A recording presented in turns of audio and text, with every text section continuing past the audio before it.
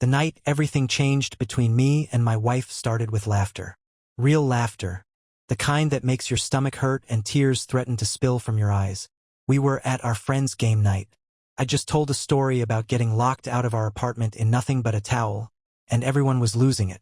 Even she was laughing, head tilted back, eyes shimmering. I remember thinking, God, I love this woman. But now I know what I was looking at wasn't love. It was a performance. She got a text around 10:15 p.m. I saw the way she flinched when her phone buzzed. Just a flicker, barely there. But I caught it. Her eyes dropped to the screen, then flicked to me. 1/2 second of hesitation. She slid the phone face down on the coffee table. My beer went warm in my hand. I laughed again, but it came out wrong.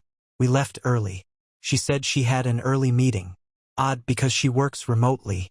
I didn't question it out loud, but something coiled in my chest. At home, she disappeared into the bathroom for nearly an hour. When I knocked, she said she was doing a mask. I walked past the door once and heard her whispering. Not a phone call, not a voice memo. Whispering. I stood there for 30 seconds, trying to hear more. My feet were ice on the hardwood floor. She came out later with wet hair and no trace of that mask she claimed to be wearing. Her expression was blank. No goodnight. No kiss, not even a glance. She slipped into bed and turned her back to me, breathing deep like she was already asleep. I lay there staring at the ceiling, with that phantom whispering still rustling in my ears. At 3:47 a.m., I sat up. My pulse was going crazy. There was no logical reason to be this anxious, but I wasn't in control anymore. Something ancient inside me was screaming. I walked to the living room in the dark, careful not to wake her. Her phone was charging by the TV. No password. She never used one. I never thought to check. Until now. I opened her messages. There were no texts to or from anyone after 7 p.m. That was a lie. I saw her get a text. I checked her recent calls. Same thing. Clean. Too clean. Then I opened her email. And there it was. A folder titled Receipts. Nothing suspicious unless you're hiding something. Inside were forwarded confirmations from a hotel 2 cities away. A small boutique place. 3 bookings. All weekday overnights. All checked in under the name Clara B. Her middle name isn't Clara. I scrolled down, and my hand started to shake. There was a scanned copy of a fake ID. Her photo. A different name. Different birthday. She was going out of her way to be someone else. That's when I heard it. Footsteps behind me. She was standing there, wrapped in a robe, arms crossed. Not a trace of sleep on her face. Her voice was quiet, but it came with razor edges. You went through my stuff. My mouth opened, closed, opened again. What is this? I said, lifting the screen toward her. She didn't even blink. Why are you invading my privacy? That's what she led with. It's not what it looks like. Not even a denial. Just cold fury. Like I'd walked into her secret movie halfway and interrupted the scene. I waited for her to laugh, or cry, or say it was a prank. But no. She just walked over, unplugged her phone and said, "You clearly don't trust me. That's not something we can fix in one night." She turned to leave. I stepped in front of her. "You're staying in hotels under fake names. Who the hell are you meeting?" She rolled her eyes like I was being dramatic. "It's none of your business anymore." Anymore. She said it like a closing statement, as if I was just a phase she'd outgrown. That was the first time I felt it. Something snapping inside me. Not anger. Not sadness. Just a clean, cruel silence. I walked to the front door and opened it. "Get out," I said. She tilted her head. "You're serious? Right now. Before I say something I can't unsay." She didn't argue. She walked past me, barefoot, into the cold night. Not a single word. And I stood there alone, holding her secrets in my hands like they were mine to carry. I didn't sleep that night. I just sat on the couch, her laptop on the coffee table, her charger still hanging loose where she yanked it from the wall. My mind was buzzing like a nest of hornets. Every thought jabbing and relentless. What bothered me most wasn't the betrayal. It was how casually she wore it. Like what she did wasn't even worth arguing about. At 6:12 a.m., I opened that email folder again. I clicked through more receipts, and that's when I saw the pattern. Each hotel stay, A different weekday, different city. But every time, check in at 4 p.m., check out before 9 a.m., no breakfasts, no room service. Like she was going to an appointment, like she was being scheduled. I found an Uber receipt from a pickup address I didn't recognize. I typed it into Maps. It was 10 blocks from her old college. She told me she hadn't been near that part of town in years. I got dressed, drove there. The building was bland, 3 stories, all white plaster and a rusted-out stairwell. No business signs, no names on the buzzers. I waited across the street in my car for 20 minutes until a man came out. Late 30s, wiry, too polished. He walked like he owned everything he could see, got into a black Audi and drove off like he had somewhere better to be. My wife had met him here. I didn't know who he was yet, but my gut told me everything I needed to know. On the way home, I called her best friend, Megan. I said I needed to talk. She hesitated, then said okay. We met at a coffee shop, some generic place with indie music and almond milk signs. She looked nervous, like she already knew why I called. Megan, I said, how long has she been cheating?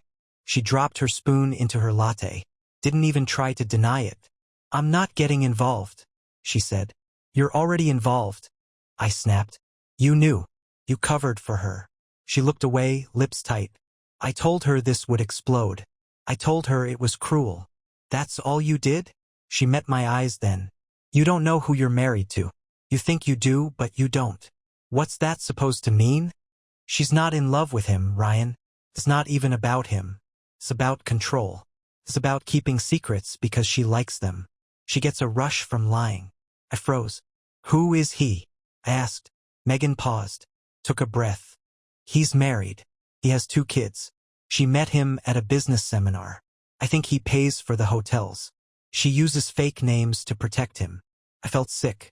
She told me, Megan said quietly, that it's like her second life. She said it's like playing God. She watches you make dinner, mow the lawn, take care of the house, and you're clueless. She said it makes her feel powerful. The nausea turned into something colder. I stood up. Thanks for your honesty. Really. She looked up at me. Ryan, I'm sorry. I never wanted to be part of this. I walked out. By the time I got home, my wife was back. Her suitcase was by the door. She sat on the couch like she was waiting for a ride. I assume you talked to Megan, she said, like it was a mild inconvenience. I didn't speak. She sighed, leaning back, arms draped along the couch like she owned the room. So, what now? You gonna cry? Yell? Call his wife. I stared at her. You feel nothing about what you've done? She smirked. You always wanted a simple life. This is what it looks like. Bland. Predictable. I was drowning. Then why didn't you leave? Because I liked watching you try. It wasn't just a betrayal. It was a game to her. She enjoyed watching me love her, knowing I was investing in something that meant nothing to her anymore. I opened the front door again. You're not welcome here anymore, I said. She stood up slowly, as if I was the one being irrational. You'll miss me. No, I said. I'll miss who I thought you were. But that person never existed. She left without slamming the door. She didn't have to. She'd already blown the house down. The house was quiet after she left. Too quiet. The kind of silence that doesn't feel peaceful. It feels like a crime scene that's just been cleaned too well. No signs of struggle. But you know something awful happened there. I sat in the kitchen. The same kitchen where we'd planned vacations, argued about what color to paint the cabinets, and laughed over wine and music. But now it just felt like a stage. Every memory started unraveling, replaying itself with this new filter. A fake script. A different truth underneath. My phone buzzed. Unknown number. I stared at it for a second, then answered. A woman's voice. Cold. Shaken. Is this Ryan? Yes, I said. There was a pause. Then she said, I think our spouses have been involved. My heart didn't drop. It didn't beat faster. It just stopped. Like it had been expecting this call before I even did. She said her name was Vanessa. She was the wife of the man Jessica had been seeing. She found a note in his coat pocket. Sloppy, handwritten, folded so many times it was nearly falling apart. It had my wife's fake name and a hotel address. She said she followed him one night and saw them together. She didn't confront them. Not then. Why are you telling me now? I asked. Because I found out you exist, she said. And because I want answers just as much as you do. We agreed to meet. Neutral ground. A park near her office. It was windy that day, but the sky was perfectly clear. Like the weather refused to match what was happening. Vanessa was sharp. Not cold, but measured. Her eyes didn't flinch. She showed me photos, emails, even a recording from her husband's office. He'd accidentally left his Bluetooth connected to a speaker at home. She played a voice note. It was Jessica, and she was laughing. Not just laughing, mocking. She was talking about me. Poor Ryan thinks I'm at yoga, she said in the recording. He packed me a protein bar. Like I'm actually working out. It's pathetic. My stomach flipped. Then she said something else. I wonder what he'd do if he found out who I really am. He still thinks I'm the girl he met at that stupid Halloween party. The Halloween party. That was the night I fell for her. She was dressed as a fortune teller, and she told me I'd marry someone dangerous. I laughed. She didn't. I looked up at Vanessa. She's dangerous, I said, but not in the way I thought. Vanessa nodded. He won't admit anything.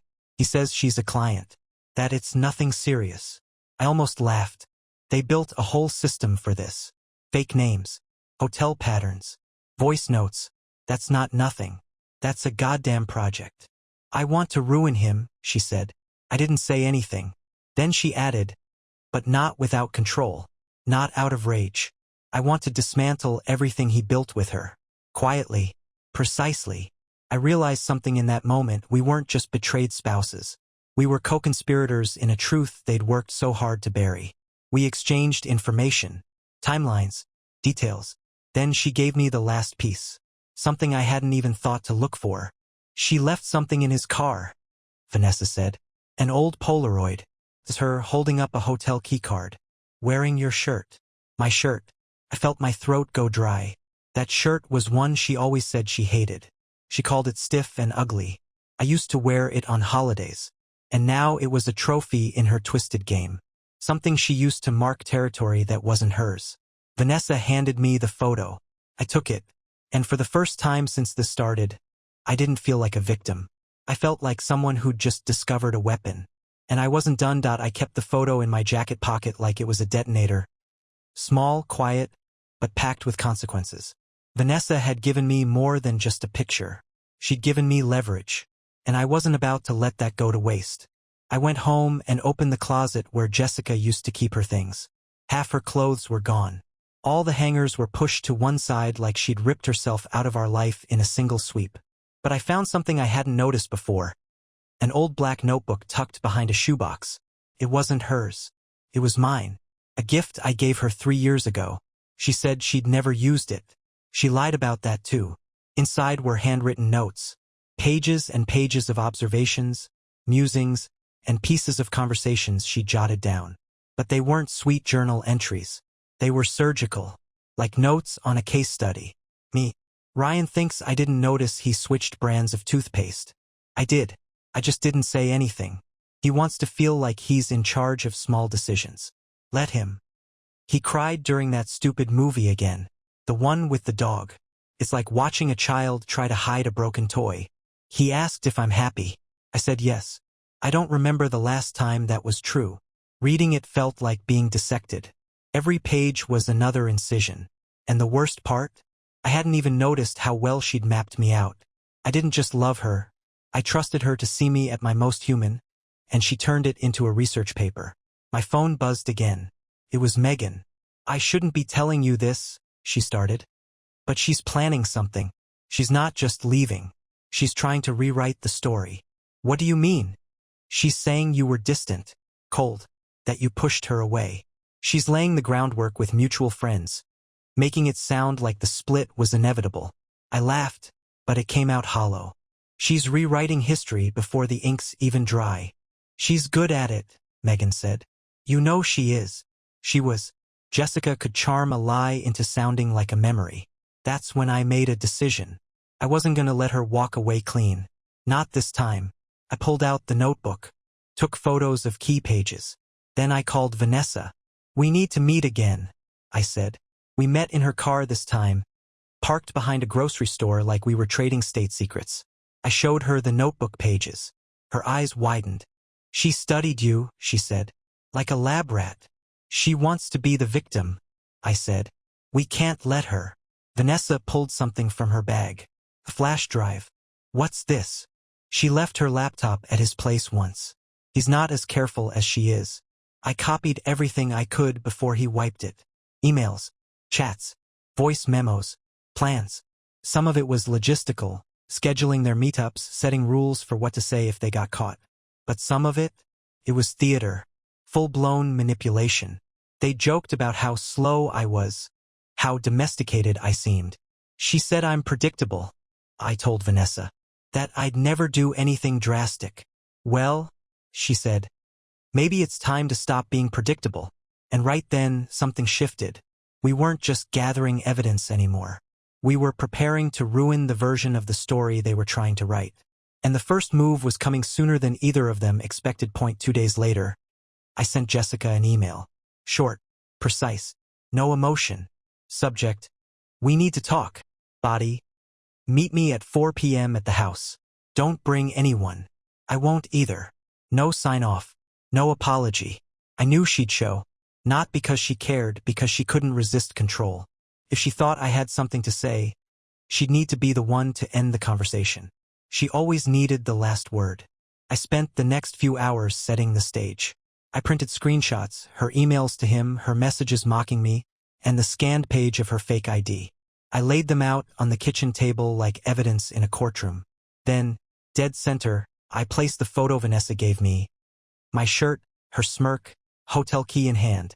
She walked in at exactly 3:58. Black coat, sunglasses still on. She looked around like she was inspecting a crime scene, and I realized that's exactly what this was. She didn't ask how I was. Didn't ask what I wanted. She said, "This is dramatic, even for you." I didn't respond. I just pointed to the table. She walked over casually, like none of it surprised her. She flipped through the pages, lifted the photo, stared at it for a few seconds.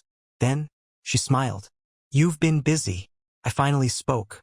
"This is the part where you apologize. Or pretend to. But don't bother. I'm not here for that." She leaned against the counter, arms folded. "Then what are you here for? Closure? Revenge? Or did you just want to see if I'd crack?" "No. I want to tell you what happens next. And I want you to listen." That got her attention. She tilted her head, studying me. For once, she wasn't in control. "I'm sending this to everyone. Your family, your co-workers. His wife already knows, and she's preparing her own little justice tour." Jessica's face didn't change, but I saw something flicker in her eyes. I continued, "You thought you could burn down everything and walk away clean, that no one would question it if you played the right part. But I'm done playing." She let out a small, amused exhale. "You think people care? You think anyone will side with you?" "I don't need sides," I said. "I just need the truth out." She stepped forward. "You're doing all this because your ego's bruised. Because you can't believe someone didn't worship you." I stood still. "No. I'm doing this because you tried to erase me. And I won't let you." She picked up one of the printed emails and tore it in half. "You're not the man I married." "You're right," I said. "That man died the moment he found out you never existed." Her face hardened. Then, I said the one thing I'd been holding. "There's something else. Vanessa and I, we're not just comparing notes. We're building a timeline. Public one. With names, dates, screenshots." Jessica's silence cracked. Her posture shifted. That perfect poise she wore like armor, it slipped. "If you release that, you'll destroy everything." "Exactly," I said. "Everything you built on lies." She opened her mouth, probably to threaten me, manipulate me, whatever her next move was. But I was done. I walked to the door and held it open. "You're leaving. And you're not coming back. If you even try to spin this, if you so much as touch my name, I'll make sure no one ever sees you the same way again." For the first time in our entire relationship, she looked like she didn't know what to say. She walked past me. No words. No victory. Just footsteps that echoed like the end of a performance. When the door clicked shut, I didn't feel relief. I felt war begin. She didn't go quietly. 3 days after our confrontation, I got a text from an unknown number, an area code from out of state. It was a screenshot of a social media post. Her post, a photo of her at a cafe, smiling with a fake melancholy caption. Healing, growth. The truth always comes out, no matter how many lies try to bury it. I stared at it like it was a threat dressed in poetry. The comments were already pouring in. Stay strong, girl. We believe you. Men are trash. If he was insecure, that's on him. She was painting me as the villain.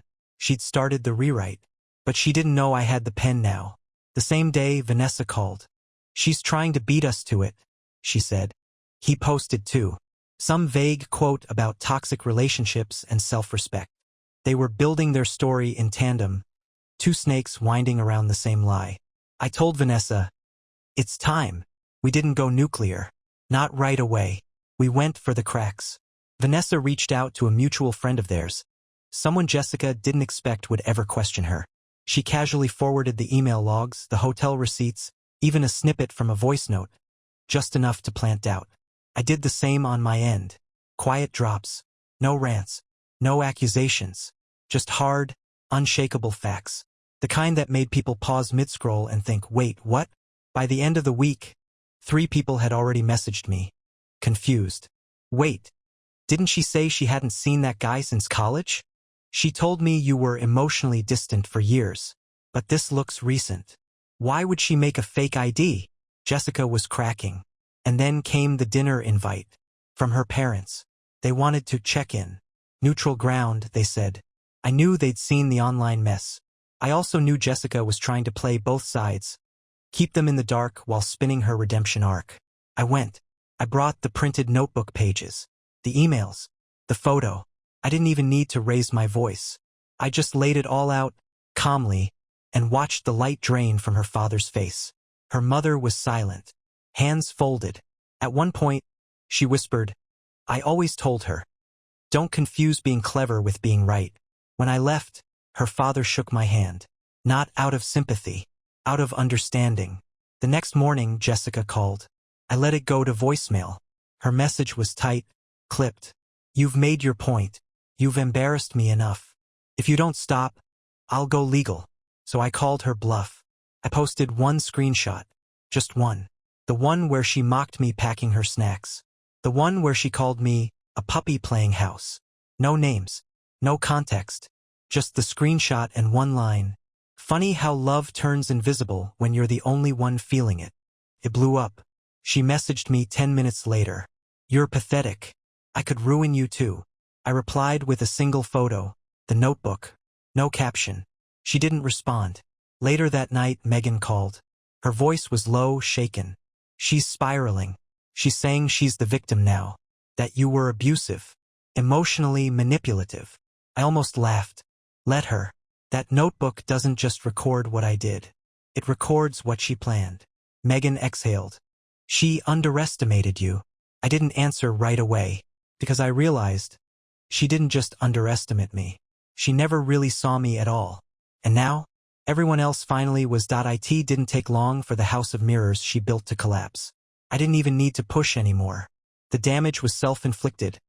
Like she'd been swinging at me so wildly, she forgot her arms were made of glass. People started turning. Not all at once. First it was her cousin, who unfollowed her and DM'd me, saying, I don't know what's true anymore, but she looks off. Then came 2 old coworkers, people I hadn't spoken to in over a year, who admitted Jessica had made jokes at my expense at office parties, told stories about me being needy and too nice to be exciting. Too nice, as if loyalty was weakness. Vanessa was keeping me updated on the other front.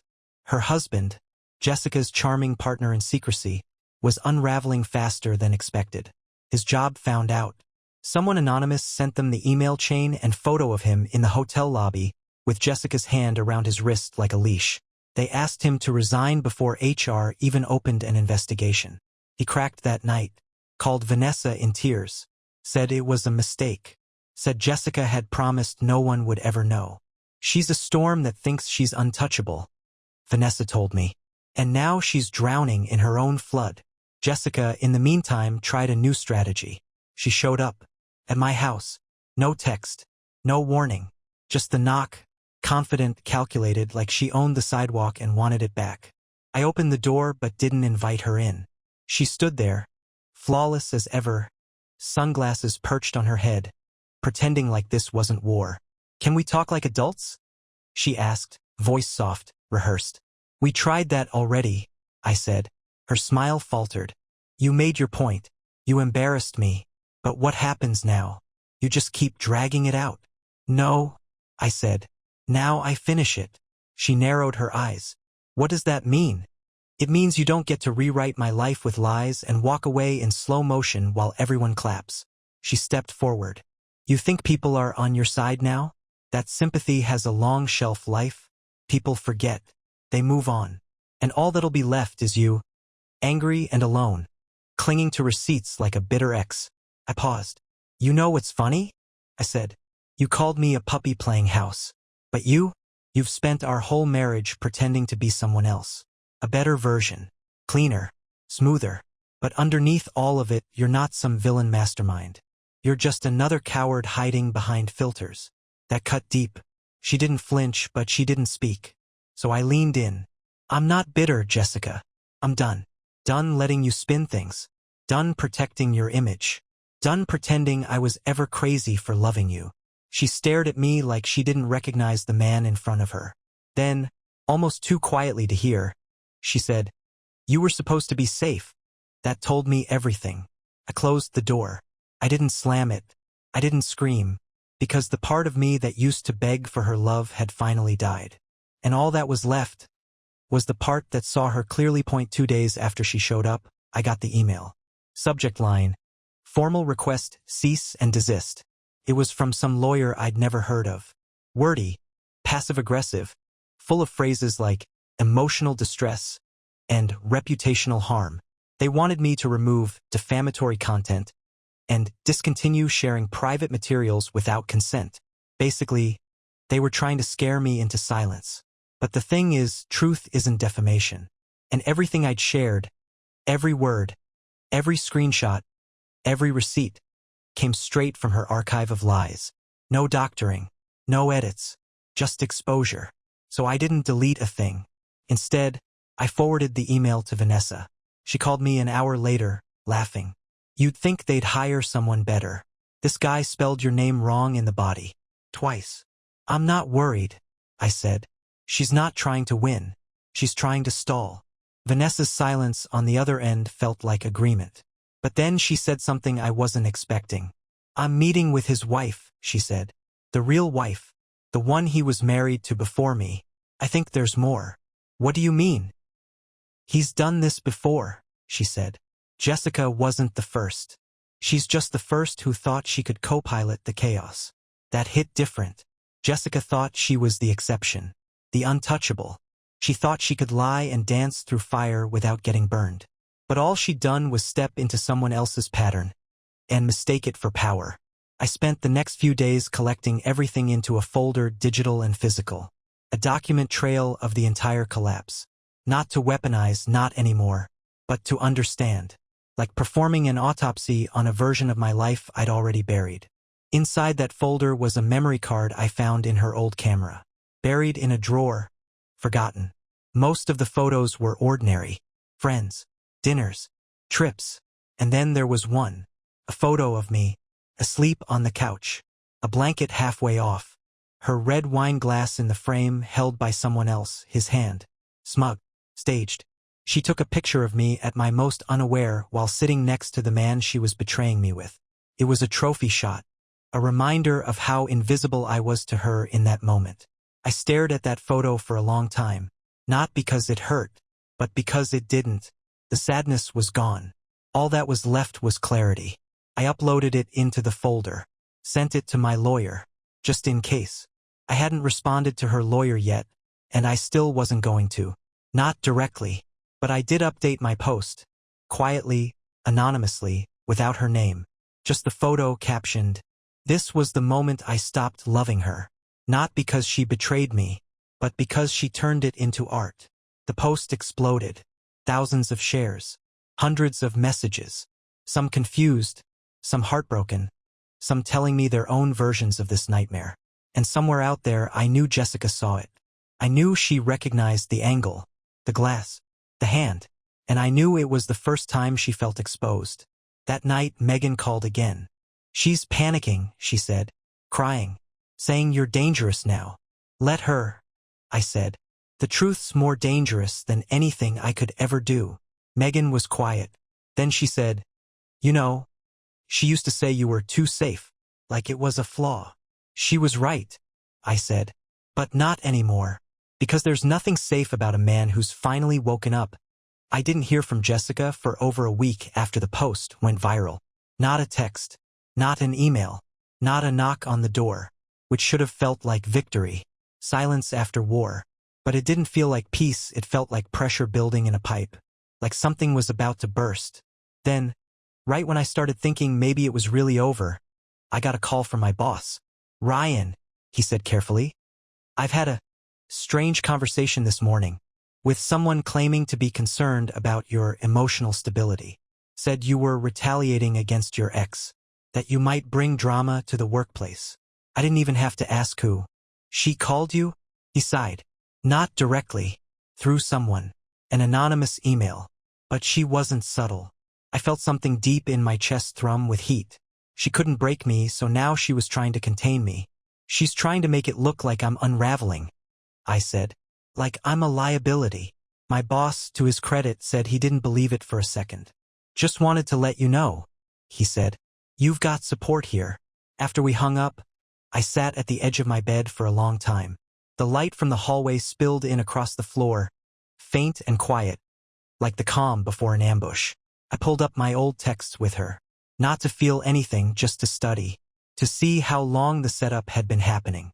And I saw it there, plain as day. Tiny threads I hadn't noticed before. "I think you've been working too hard lately. You're so tense all the time. Maybe talk to someone, babe? You've been getting really emotional. Don't forget to take your anxiety pills. You know how you get." It wasn't concern. It was a trail. A narrative she was laying brick by brick. So if everything went to hell, she could point back and say, "Look, see? I tried to help. He's unstable." Vanessa called that night. "She did it to him too," she said. "I just got off the phone with his ex-wife." She said the moment things started going public, he tried to paint her as paranoid and bitter. Said she made up the cheating. Jessica had learned from a master.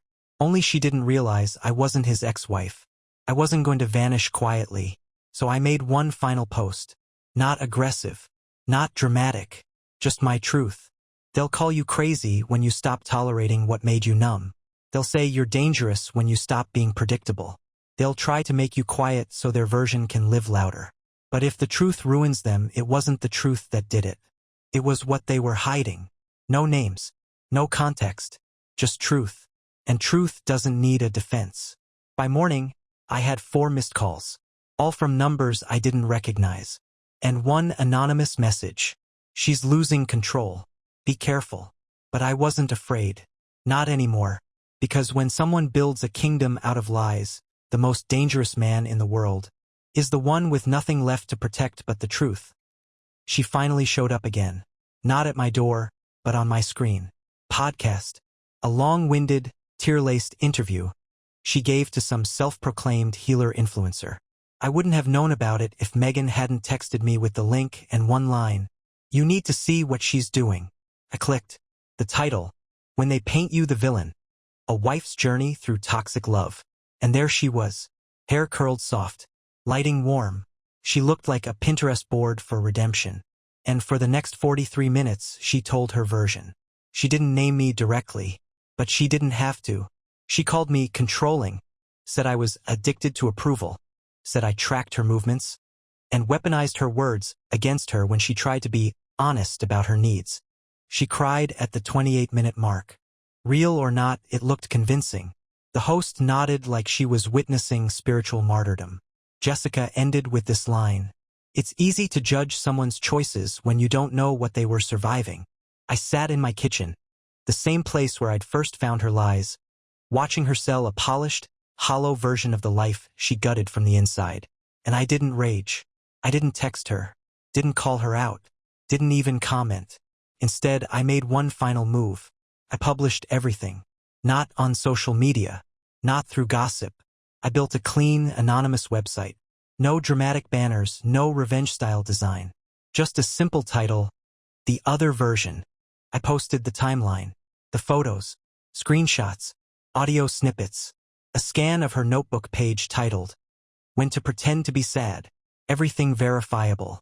No commentary, just the pure, raw sequence of events. At the bottom of the site, one line, You heard her story. Here's mine. It spread faster than I expected.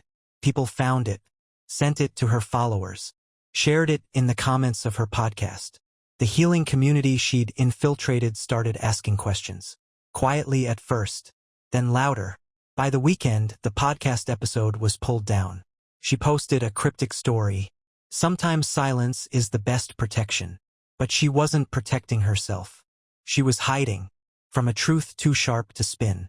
I didn't celebrate. I didn't even feel like I'd won. Because this wasn't about revenge anymore. This was about freedom. The weight I'd carried for so long. The one that kept me questioning my memory, my worth, my sanity. It was gone. Burned away in the fire she started. And now I sleep. I cook in that kitchen again. I answer calls without flinching. People ask if I'll ever love again. I don't say yes. I don't say no. I say, when I do, it'll be with my eyes open. Here's what I learned. If someone demands your silence while they distort your truth, they were never afraid of your voice. They were afraid of the echo. And if you're reading this, trying to figure out whether to confront, to expose, to walk away, or light the whole thing up, start with the truth. Not because it's safe, but because it's the only thing that leaves nothing behind.